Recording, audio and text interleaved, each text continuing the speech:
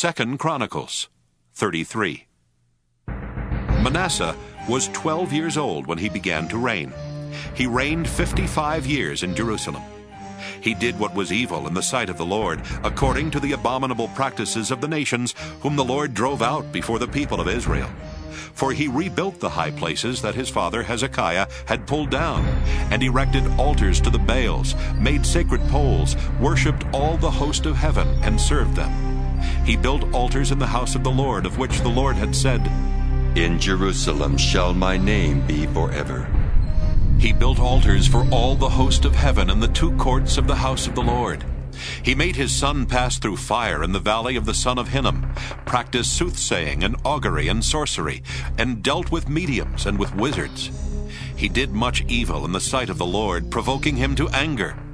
The carved image of the idol that he had made he set in the house of God, of which God said to David and to his son Solomon, "In this house and in Jerusalem, which I have chosen out of all the tribes of Israel, I will put my name forever.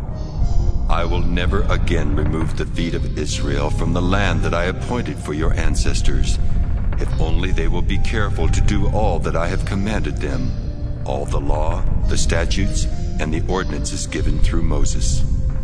Manasseh misled Judah and the inhabitants of Jerusalem, so that they did more evil than the nations whom the Lord had destroyed before the people of Israel. The Lord spoke to Manasseh and to his people, but they gave no heed.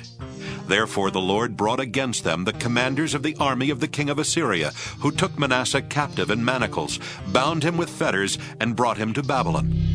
While he was in distress, he entreated the favor of the Lord his God and humbled himself greatly before the God of his ancestors. He prayed to him, and God received his entreaty, heard his plea, and restored him again to Jerusalem and to his kingdom.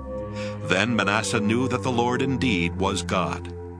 Afterward he built an outer wall for the city of David west of Gihon in the valley, reaching the entrance at the fish gate. He carried it around Ophel and raised it to a very great height. He also put commanders of the army in all the fortified cities of Judah. He took away the foreign gods and the idol from the house of the Lord, and all the altars that he had built on the mountain of the house of the Lord and in Jerusalem, and he threw them out of the city. He also restored the altar of the Lord, and offered on it sacrifices of well-being and of thanksgiving. And he commanded Judah to serve the Lord, the God of Israel. The people, however, still sacrificed at the high places, but only to the Lord their God. Now the rest of the acts of Manasseh, his prayer to his God, and the words of the seers who spoke to him in the name of the Lord God of Israel, these are in the annals of the kings of Israel.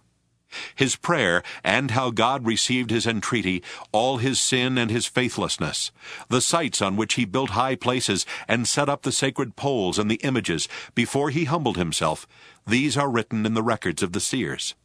So Manasseh slept with his ancestors, and they buried him in his house. His son Amon succeeded him. Amon was 22 years old when he began to reign.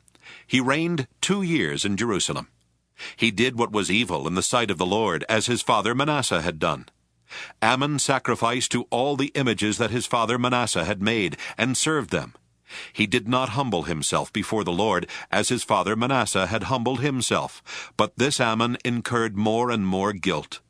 His servants conspired against him, and killed him in his house. But the people of the land killed all those who had conspired against King Amon, and the people of the land made his son Josiah king to succeed him.